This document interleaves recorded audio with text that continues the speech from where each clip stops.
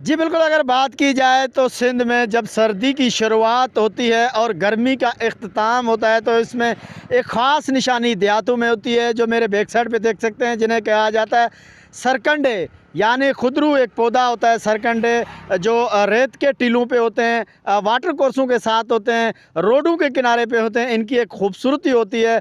लोग जब देखते हैं कि ये फटना शुरू होते हैं तो समझ जाते हैं कि अब सर्दी का मौसम आ गया है और गर्मी अपनी इख्तिताम को पहुंच गया है। आइए इस हवाले से लोगों से जानते हैं वो इस बारे में क्या कहते हैं। मतलब इहो आहे त सर जॾहिं फाटी वेंदो आहे तेॾी महिल मक़सदु सी मिठा मिठा चालू थी वेंदा आहिनि। माल खे दवा ॾियो सघे हिन में वॾा फ़ाइदा आहिनि। हींअर जेको हाणे सब्ज़ी पोखींदे या ॿी पोखींदे उहा हर शइ तव्हांजी अॻियां अची वई आहे। हाणे पोखियो सघो था सियारे जे मौसम जी हर शइ। हाणे जेको चवंदा चिट, इहो चिट हाणे टुटी विया आहिनि। हाणे जेको सर निकिरियो हाणे मौसम बदिली थियो आहे। और इहो हाणे सीवारो अचे थो। हाणे जेको हीउ चपरनि लाइ ठहनि था, जेको हर को कोशिशि करे थो पंहिंजो।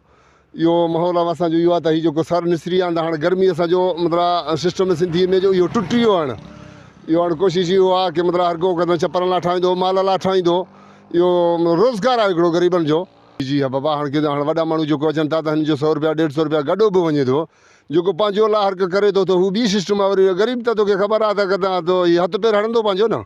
इहो मतिलबु माहौल इहो आहे त हाणे जेको ठेकेदार वठनि था ॿी मज़दूरनि खे ॾींदा। साईं हिन जी सुञाण हिन तरीक़े सां थिए थी, सर निसरनि था, उतर जूं हवाऊं लॻनि थियूं। पोइ असां माण्हू ॿराड़ी जा माण्हू ॾिसंदा आहियूं त हाणे हीअ सर जेके आहिनि असांजे कम जे लाइ तयारु आहिनि, हिननि खे इस्तेमालु कंदा आहियूं। पोइ छपरा बि ठाहींदा आहियूं। मौसम जी बि तब्दीली गॾो गॾु कुदरत जे तरफ़ खां ईंदी आहे। साईं नवां जवान असांजा जेके लिखिया पढ़िया आहिनि हू त पंहिंजे नौकरियुनि जे हिसाब सां आहिनि। बाक़ी अणपढ़िया जेके आहिनि हिन कम में हिसो वठनि जे कंदा त इंशाल्लाह खुदा कंदो हिननि जो भी रोज़गार हलंदो ऐं ख़ुशि रहंदा। सर्दियों की सीज़न आती है तो उस वक़्त ये महसूस होता है कि सर्दियों का पता कैसे चले, और साथ ही साथ गर्मियां ख़त्म होने की एक सीज़न है। आप मेरे बैक साइड पे देख सकते हैं कि सांगड़ के नवाही इलाकों में सरकंडे जो हैं वो इस वक्त फटना शुरू हो गए हैं।